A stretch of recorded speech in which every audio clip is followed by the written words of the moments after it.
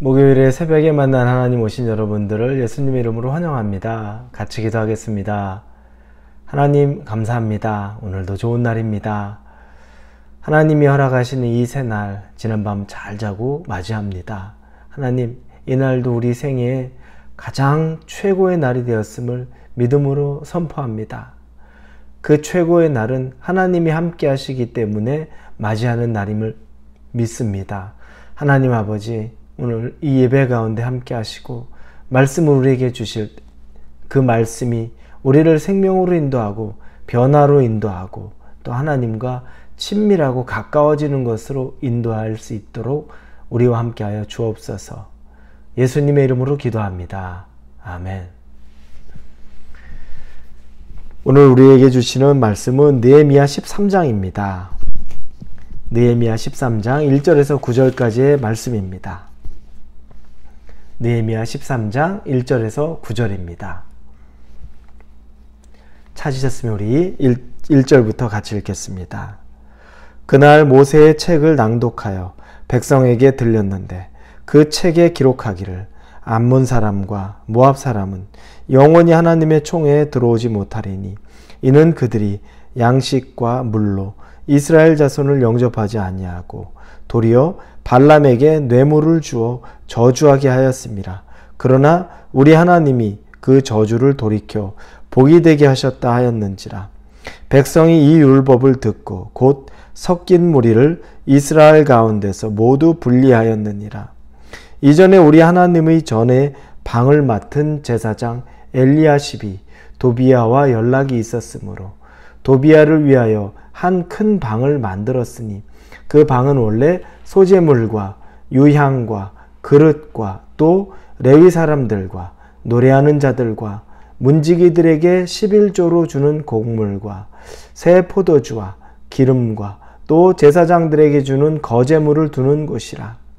그때에는 내가 예루살렘에 있지 아니하였느니라. 바벨론 왕 아닥사스다 32년에 내가 왕에게 나아갔다가 며칠 후에 왕에게 말미를 청하고 예루살렘에 이르러서야 엘리야십이 도비야를 위하여 하나님의 전뜰에 방을 만든 악한 일을 안지라. 내가 심히 근심하여 도비야의 세간을 그 방 밖으로 다 내어 던지고 명령하여 그 방을 정결하게 하고 하나님의 전의 그릇과 소재물과 유향을 다시 그리로 들여 놓았느니라. 아멘. 우리는 하루하루 방심할 수 없는 삶을 삽니다. 어떤 것이든지 우리가 어느 순간 그냥 이 상태에서 만족한다. 그냥 오늘 좋은 것으로 계속될 것이다. 여러분, 그런 건 없습니다. 하나님이 우리에게 만나의 말씀을 주셨죠. 구약에서 만나를 허락하셨습니다. 만나의 의미 중에 큰 의미는 은혜, 하나님에게서 받는 은혜는 하루하루 족하다는 겁니다. 하나님이 만나는 안식일을 꼈을 경우에만 이틀을 허용하였고 그 외의 날은 매일매일 주셨습니다. 그리고 그것을 가지고 내일도 만나를 먹으려고 쌓아두면 그게 바로 썩었습니다. 신앙생활, 만나와 같은 신앙생활은 매일매일 하나님으로부터 신선한 만나를 얻어서 그날에 먹고 그날에 족한 것입니다. 하나님의 은혜는 그날 우리가 받고 경험하고 살아야 됩니다. 어느 순간 만족을 느끼고 이제 됐다라고 생각하는 순간에 우리는 된 것이 아니라 신앙의 퇴보를 경험하게 될 뿐입니다. 이제 느헤미야는 성벽을 다 재건했죠. 사람들은 이제 성벽을 다 재건하고 또 믿음으로 굳건하게 서 있었습니다. 그런데 그러던 차에 느헤미야가 총독의 1차 임무를 마치고 다시 바사, 즉 페르시아로 잠시 돌아갔습니다. 그리고 나서 그곳에서 바사 왕 아닥사스다로부터 다시 허락을 받고 예루살렘으로 돌아왔는데 돌아와 보니까 기가 막힌 일이 생긴 겁니다. 그 당시에 엘리야십이라는 제사장이 있었는데 그 제사장이 우리 익히 알고 있죠. 산발랏, 도비야 이 이름을 합니다. 그 중에 도비야를 위하여 성전 안에 큰 방을 개인 도비아의 방으로 내어줍니다. 그곳에는 원래 성전에 쓰는 물품들, 여러 가지들이 들어있는 공간인데 그것들을 다 빼내고 거기에 도비아 같이 악한 사람이 개인 방으로 쓸 수 있는 것을 제사장이 허락한 겁니다. 아주 기막힌 일을 느헤미야가 와서 본 것입니다. 여러분, 이게 얼마나 기막힙니까? 우리에게 주시는 메시지가 하나 있습니다. 우리가 이제 성벽을 마무리해 놓고 조금 잠시 안심하는 사이에 내적으로 도비아에게 틈을 준 것입니다.